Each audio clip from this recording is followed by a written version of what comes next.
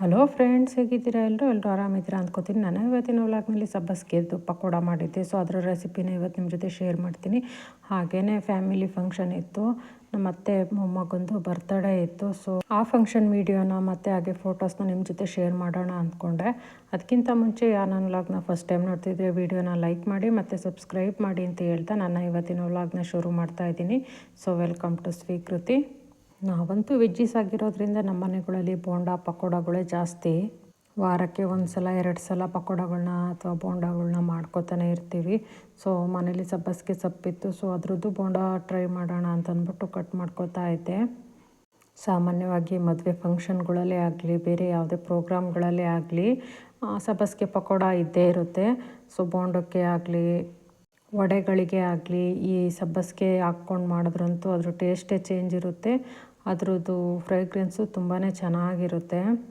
ಮನೇಲಿ ಸಬ್ಬಸಿಗೆ ಸೊಪ್ಪು ತಂದಿದ್ದೀವಿ ಅಂತಂದರೆ ಅದರಲ್ಲಿ ಬಸ್ಸಾರು ಏನಾದರೂ ಮಾಡ್ಕೋತೀನಿ, ಇಲ್ಲ ಸಬ್ಬಸಿಗೆ ಬಾತು ಈ ಥರದ್ದೇನಾದರೂ ಮಾಡ್ಕೋತೀನಿ. ಇನ್ನು ಸ್ವಲ್ಪನಾದರೂ ಸೊಪ್ಪನ್ನ ಉಳಿಸ್ಕೊಂಡು ಅದರಲ್ಲಿ ಪಕೋಡ ಅಂತೂ ಮಿಸ್ ಮಾಡ್ದಲೇ ಮಾಡಿರ್ತೀನಿ.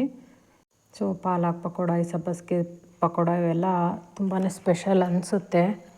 ಈರುಳ್ಳಿ ಜೊತೆಗೆ ಇವನ್ನೆಲ್ಲ ಹಾಕ್ಕೊಂಡು ಮಾಡಿದ್ರೆ ಅದ್ರ ಟೇಸ್ಟ್ ಚೇಂಜ್ ಇರುತ್ತೆ. ಸೊ ಸೊಪ್ಪು ತಂದಿದ್ದು ಸ್ವಲ್ಪ ಜಾಸ್ತಿನೇ ಇತ್ತು, ಹಾಗಾಗಿ ಜಾಸ್ತಿನೇ ಹಾಕಿ ಮಾಡ್ತಾಯಿದ್ದೀನಿ. ಮೊದಲಿಗೆ ಈರುಳ್ಳಿನೆಲ್ಲ ಕಟ್ ಮಾಡಿಕೊಂಡು, ಈರುಳ್ಳಿನೂ ಅಷ್ಟೇ ಸ್ಲೈಸಾಗಿ ಉದ್ದಕ್ಕೇ ಕಟ್ ಮಾಡ್ಕೊಂಡಿರ್ತೀನಿ. ಸೊ ಚೆನ್ನಾಗಿ ಬರುತ್ತೆ ಪಕೋಡ ಅಂದ್ಬಿಟ್ಟು. ಸೊ ಈರುಳ್ಳಿ ಸ್ವಲ್ಪ ಕಟ್ ಮಾಡಿ ಹಾಕ್ಕೊಂಡಿದ್ದೆ, ಸೊಪ್ಪು ಸ್ವಲ್ಪ ಜಾಸ್ತಿನೇ ಇತ್ತು ಅಂದ್ಬಿಟ್ಟು ಜಾಸ್ತಿನೇ ಹಾಕ್ಕೊಂಡು ಮಾಡ್ತಾಯಿದ್ದೀನಿ. ಆನಂತರ ಮಿಕ್ಸಿ ಜಾರಕ್ಕೆ ಖಾರಕ್ಕೆ ಎಷ್ಟು ಬೇಕೋ ಅಷ್ಟು ಮೆಣಸಿನಕಾಯಿ, ಹಾಗೆಯೇ ಬೆಳ್ಳುಳ್ಳಿ, ಹಾಗೆಯೇ ಸ್ವಲ್ಪ ಜೀರಿಗೆನೂ ಹಾಕ್ಕೊಂಡು ಮಿಕ್ಸಿ ಮಾಡಿ ಹಾಕ್ಕೋತಾ ಇದ್ದೀನಿ. ನಾನು ಯಾವುದೇ ಬೋಂಡ ಬಜ್ಜಿಗೆ ಆಗಲಿ ಹಸಿರು ಮೆಣಸಿನ್ಕಾಯಿ ಬೆಳ್ಳುಳ್ಳಿನ ಮಿಕ್ಸಿ ಮಾಡಿ ಹಾಕ್ಕೋತೀನಿ. ಟೇಸ್ಟ್ ಅಂತೂ ತುಂಬಾ ಚೆನ್ನಾಗಿರುತ್ತೆ. ಹಾಗೆ ಕಟ್ ಮಾಡಿ ಹಾಕ್ಕೊಳ್ಳೋದ್ಕಿಂತ ಮಿಕ್ಸಿ ಮಾಡಿ ಹಾಕ್ಕೊಂಡ್ರೆ ತುಂಬಾ ಖಾರವಾಗಿ ಚೆನ್ನಾಗಿ ಬರುತ್ತೆ. ಆನಂತರ ಸ್ವಲ್ಪ ಕಡಲೆ ಹಿಟ್ಟು, ಹಾಗೆಯೇ 1 ಟೇಬಲ್ ಸ್ಪೂನಷ್ಟು ಅಕ್ಕಿ ಹಿಟ್ಟು, ರುಚಿಗೆ ಎಷ್ಟು ಬೇಕೋ ಅಷ್ಟು ಉಪ್ಪನ್ನು ಹಾಕ್ಬಿಟ್ಟು ಸ್ವಲ್ಪನೇ ನೀರು ಹಾಕ್ಕೊಂಡು ಕಲಿಸ್ಕೊತಾ ಇದ್ದೀನಿ. ಈ ಪಾಲಕ್ಕೆ ಆಗಲಿ ಸಬ್ಬಸಿಗೆನೇ ಆಗಲಿ ಸೊಪ್ಪುಗಳನ್ನ ಹಾಕಿದಾಗ ಸ್ವಲ್ಪನೇ ನೀರು ಹಾಕ್ಕೋಬೇಕು, ಸ್ವಲ್ಪ ಗಟ್ಟಿಯಾಗಿಯೇ ಹಿಟ್ಟನ್ನು ಕಲಿಸ್ಕೋಬೇಕು. ಏಕೆಂದರೆ ಸೊಪ್ಪಲ್ಲಿರೋಂಥ ನೀರಿನಂಶ ಎಲ್ಲ ಬಿಟ್ಕೊಂಡು ತುಂಬ ತೆಳುವಾಗಿಬಿಡುತ್ತೆ. ಹಾಗಾಗಿ ಹಿಟ್ಟನ್ನು ಸ್ವಲ್ಪ ಗಟ್ಟಿಯಾಗಿಯೇ ಕಲಿಸ್ಕೊಳೋದು ಬೆಟರು. ಈ ಥರದ್ದು ಹಿಟ್ಟನ್ನೆಲ್ಲ ಕಲಸಿ ತುಂಬ ಹೊತ್ತು ಬಿಡಲೂಬಾರ್ದು. ಬೇಗನೆ ಕಲಸಿದ ತಕ್ಷಣವೇ ಎಣ್ಣೆಗೆ ಹಾಕಿದ್ರೇ ತುಂಬ ಬೆಟರು. ಇಲ್ಲಾಂದರೆ ನೀರು ಉಟ್ಕೊಂಡು ಬೇಗನೆ ಹಿಟ್ಟು ತುಂಬಾ ತೆಳುವಾಗಿಬಿಡುತ್ತೆ. ಹಾಗಾಗಿ ಸೊ ಅಷ್ಟರಲ್ಲೇ ಎಣ್ಣೆನೂ ಕಾಯ್ದಿತ್ತು. ಸೊ ಪಕೋಡನ ಹಾಕ್ಕೋತಾ ಇದ್ದೀನಿ.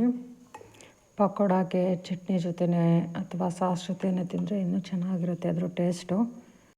ಸೊ ಬೇಕಂದರೆ ಅದ್ರ ಜೊತೆ ಬೇಕಾದ್ರೂ ಟೇಸ್ಟ್ ಮಾಡ್ಕೋಬೋದು. ಈವ್ನಿಂಗ್ ಅಂತೂ ಸೂಪರ್ ಸ್ನ್ಯಾಕ್ಸ್ ಅಂತಲೇ ಹೇಳ್ಬೋದು.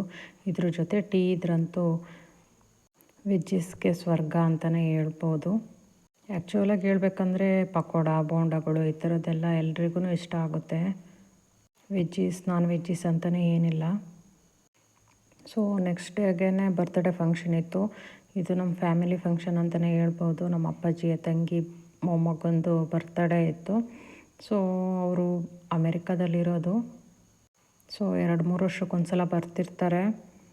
ಸೊ ಪಾಪು ಹುಟ್ಟಿದಾಗಿಂದ ಯಾವ ಫಂಕ್ಷನ್ನು ಮಾಡಿಲ್ಲ ಅಂತಂದ್ಬಿಟ್ಟು ಈ ಸಲ ಬಂದಾಗ 3ನೇ ವರ್ಷದ ಬರ್ತ್ಡೇ ಸಿಕ್ತು ಒಂದು. ಸೊ ಹಾಗಾಗಿ ಬೀರೂರಲ್ಲೇ ಬರ್ತ್ಡೇನ ಇಟ್ಕೊಂಡಿದ್ರು. ಹಾಗೆಯೇ ಬರ್ತ್ಡೇ ಜೊತೆಗೆ ಪಾಪುದು ಮುಡಿ ತೆಗ್ಸೋದು ಇತ್ತು. ಸೊ 2 ಫಂಕ್ಷನ್ ಇತ್ತು. ನಾವು ಅಷ್ಟೇ 1 ಡೇ ಮುಂಚೆನೇ ಹೋಗ್ಬಿಟ್ಟು ಬರ್ತ್ಡೇ ಫಂಕ್ಷನೆಲ್ಲ ಮುಗಿಸ್ಕೊಂಡು ನೆಕ್ಸ್ಟ್ ಡೇ ಪಾಪುದು ಮುಡಿ ತೆಗ್ಸಿ ನೆಕ್ಸ್ಟ್ ಡೇನೇ ಬಂದಿದ್ದು. ಸೊ 2-3 ಡೇಸ್ ಫಂಕ್ಷನ್ ಆಗೋಯಿತು. ಸೊ ಫ್ಯಾಮಿಲಿ ಹತ್ರದ ಫಂಕ್ಷನ್ ಅಂತಲೇ ಹೇಳ್ಬೋದು. ಕರೋನಾಗಿಂತ 1 ಇಯರ್ ಮುಂಚೆ ಮದುವೆ ಆಗಿದ್ದು. ಸೊ ಅವರು ಅಮೆರಿಕಾಗೆ ಹೋದ ತಕ್ಷಣವೇ ಕರೋನಾ ಸ್ಟಾರ್ಟ್ ಆಯಿತು. ಸೊ ಈ ಕಡೆ ಬರೋಕ್ಕೆ ಆಗಿರಲಿಲ್ಲ. ಹಾಗಾಗಿ ಫಸ್ಟ್ನೇ ಪಾಪು ಹುಟ್ಟಿದಾಗಲೂ ಅಲ್ಲೇ ಡೆಲಿವರಿ ಆಗಿತ್ತು. ಸೊ ಪಾಪು ಆಗಿ 7-8 ತಿಂಗಳಿಗೇನೋ ಬಂದಿದ್ದ. ಸೊ ಅವಾಗ ಜಾಸ್ತಿ ದಿನಕ್ಕೆ ಲೀವ್ ಇರಲಿಲ್ಲ ಅಂತಂದ್ಬಿಟ್ಟು ಬೇಗನೆ ಹೋಗಿದ್ರು. ಬಟ್ ಈ ಸಲ ಬಂದಾಗ 1-2 ತಿಂಗಳು ರಜಾ ಹಾಕ್ಕೊಂಡು ಬಂದಿದ್ದರು. ಹಾಗಾಗಿ ಅವ್ರ ಜೊತೆ ಟೈಮ್ ಸ್ಪೆಂಡ್ ಮಾಡೋಕ್ಕೆ ಸ್ವಲ್ಪ ಟೈಮು ಸಿಕ್ತು ಅಂತಲೇ ಹೇಳ್ಬೋದು. ಸೊ ಬರ್ತ್ಡೇನೂ ಇದ್ದಿದ್ದರಿಂದ ಬರ್ತ್ಡೇ ಫಂಕ್ಷನ್ನ ಮಾಡೋಕೆ ಇಟ್ಕೊಂಡಿದ್ರು. 2 ಮಕ್ಕಳು ಅಷ್ಟೇ ತುಂಬ ಮುದ್ದಾಗಿದ್ದಾರೆ. ಸೊ ನಮ್ಮ ಫ್ಯಾಮಿಲಿ ಫುಲ್ ಸೇರಿದ್ವಿ ಅಂತಲೇ ಹೇಳ್ಬೋದು ಈ ಫಂಕ್ಷನಲ್ಲಿ. ನಮ್ಮ ಅತ್ತೆಗೆ ಒಬ್ಬನೇ ಮಗ ಆಗಿರೋದ್ರಿಂದ ಮದುವೆ ಬಿಟ್ಟರೆ ಮತ್ತೇನು ಫಂಕ್ಷನೇ ಆಗಿರಲಿಲ್ಲ ಅವ್ರ ಮನೇಲಿ. ಈ ಬರ್ತಡೇನೇ ಫಂಕ್ಷನ್ ಅಂತ ಹೇಳ್ಬೋದು. ಹಂಗಾಗಿ ನಮ್ಮ ರಿಲೇಷನ್ ಎಲ್ಲ ಮಿಸ್ ಮಾಡ್ದೇ ಫಂಕ್ಷನ್ಗೆ ಅಟೆಂಡ್ ಆಗಿದ್ದರು. ಅವನಿಗೆ ಪೊಲೀಸ್ ಜೀಪು ಆ ಥರದ್ದೆಲ್ಲ ತುಂಬಾ ಇಂಟ್ರೆಸ್ಟ್ ಅಂತೆ. ಸೊ ಆ ಥೀಮಲ್ಲೇ ಕೇಕು ಮತ್ತು ಡೆಕೋರೇಷನ್ ಎಲ್ಲ ಮಾಡಿಸಿದ್ರು. ಬರ್ಡೇ ಅಂತೂ ತುಂಬ ಚೆನ್ನಾಗಿಯೇ ಗ್ರ್ಯಾಂಡಾಗಾಯಿತು. ನಾನು ಅಷ್ಟೇ ಸಲ ಊರಿಗೆ ಹೋದಾಗ ತೊಗೊಂಡಿದ್ನಲ್ಲ ಸೆಮಿ ಸಿಲ್ಕ್ ಸ್ಯಾರಿ, ಸೊ ಅದರದ್ದು ಬ್ಲೌಸ್ ಎಲ್ಲ ಸ್ಟಿಚ್ ಮಾಡ್ಕೊಂಡಿದ್ನಲ್ಲ ಅದೇ ಸ್ಯಾರಿ ವೇರ್ ಮಾಡಿದ್ದೆ. ಸೊ ಫ್ಯಾಮಿಲಿ ಎಲ್ಲರೂ ಇದ್ದಿದ್ದರಿಂದ ಫ್ಯಾಮಿಲಿ ಜೊತೆ ಎಲ್ಲ ಫೋಟೋ ತಗೊಂಡೆ. ಆದ್ರೂ ಮನೆ ಫಂಕ್ಷನ್ ಆಗಿರೋದ್ರಿಂದ ಅಷ್ಟೊಂದು ಫ್ರೀಯಾಗಿ ಇರೋದಕ್ಕಾಗಲ್ಲ, ಬರೀ ನೆಂಟ್ರನ್ನ ಮಾತಾಡ್ಸೋದು ಅದು ಇದೇನೇ ಆಗೋಗುತ್ತೆ. ಸೊ ಫಂಕ್ಷನ್ ಎಲ್ಲ ಮುಗಿಸ್ಕೊಂಡು ನೆಕ್ಸ್ಟ್ ಡೇನೇ ಪಾಪದು ಮುಡಿ ತೆಗಿಯೋಕೆ ಅಂತ ಹೊರಟ್ವಿ. ಸೊ ಇವ್ರದ್ದು ಎಗ್ಟಿ ಮಲ್ಲಿಕಾರ್ಜುನ ಸ್ವಾಮಿ ದೇವಸ್ಥಾನಕ್ಕೆ ಮುಡಿ ಕೊಡೋದಕ್ಕೆ ಅಂದ್ಬಿಟ್ಟು ಹೊರಟ್ವಿ. ಅದು ಮನೆ ದೇವರಾಗಿರೋದ್ರಿಂದ ಅಲ್ಲೇ ಮುಡಿ ಕೊಟ್ಟರು. ಸೊ ಎರಡನೇ ಪಾಪದು ಮುಡಿ ತೆಗೆಸಿದ್ದು. ಅವನಿಗಿನ್ನೂ 7-8 ತಿಂಗಳು ಅನಿಸುತ್ತೆ. ಸೊ ಮತ್ತೆ ಬರೋದಕ್ಕಾಗಲ್ಲ ಅಂದ್ಬಿಟ್ಟು ಇವಾಗಲೇ ಮುಡಿ ತೆಗೆಸಿದ್ರು. ಸೊ ಎಗ್ಟಿ ಮಲ್ಲಿಕಾರ್ಜುನ ಸ್ವಾಮಿ ದೇವಸ್ಥಾನಕ್ಕೆ ನಾನು 2ನೇ ಸಲ ಹೋಗ್ತಾ ಇರೋದು. ತುಂಬಾ ಚೆನ್ನಾಗಿದೆ ದೇವಸ್ಥಾನ, ಹಳೆ ಕಾಲದ ದೇವಸ್ಥಾನ. ಹೊರಗಡೆ ಎಲ್ಲ ಮಾಡ್ಯುಲೇಷನ್ ಮಾಡಿದ್ರು, ಒಳಗಡೆ ಹಳೆ ಕಾಲದ ದೇವಸ್ಥಾನ ಥರನೇ ಇದೆ. ಸೊ ಮನೆಯಲ್ಲೇ ನಾವು ಹೋಳಿಗೆ ಎಲ್ಲ ಮಾಡಿಕೊಂಡು ಅಡುಗೆ ಎಲ್ಲ ರೆಡಿ ಮಾಡ್ಕೊಂಡು ಬಂದಿದ್ವಿ. ಇಲ್ಲಾಂದರೆ ಇಲ್ಲೇ ಮಾಡ್ಕೋಬೇಕಿತ್ತು ಅಡುಗೆ ಎಲ್ಲ. ಬೆಳಗ್ಗೆನೇ ಎದ್ಬಿಟ್ಟು ಮನೇಲಿ ಅಡುಗೆ ಎಲ್ಲ ರೆಡಿ ಮಾಡಿಕೊಂಡು ಇಲ್ಲಿ ತಗೊಂಡು ಬಂದಿದ್ವಿ. ಸೊ ನಮ್ಮ ಕಡೆ ಎಲ್ಲ ಪಾಪುಗೆ 9 ತಿಂಗಳಾಯಿತು ಅಂದರೆ ಮನೆ ದೇವ್ರಿಗೇ ಮುಡಿ ಕೊಡ್ತಾರೆ. ಸೊ ಅದೇ ವಾಡಿಕೆ ಎಲ್ರದ್ದು.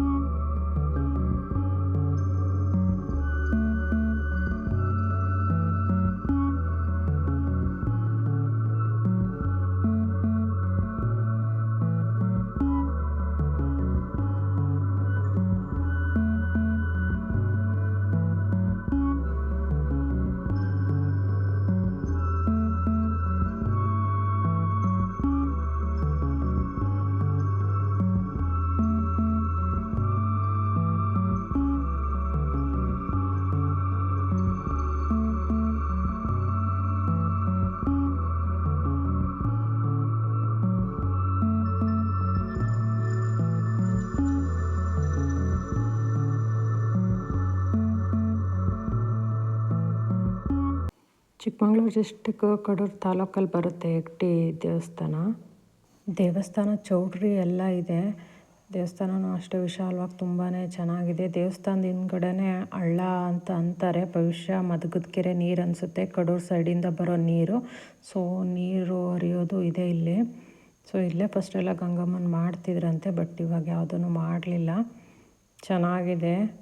ಸೊ ನನ್ನ ಇವತ್ತಿನ ವ್ಲಾಗ್ ನಿಮಗೆ ಇಷ್ಟ ಆಗಿದ್ದರೆ ವಿಡಿಯೋನ ಲೈಕ್ ಮಾಡಿ ಮತ್ತು ಸಬ್ಸ್ಕ್ರೈಬ್ ಮಾಡಿ ಅಂತ ಹೇಳ್ತಾ ನನ್ನ ಇವತ್ತಿನ ವ್ಲಾಗ್ನ ಮುಗಿಸ್ತಾ ಇದ್ದೀನಿ.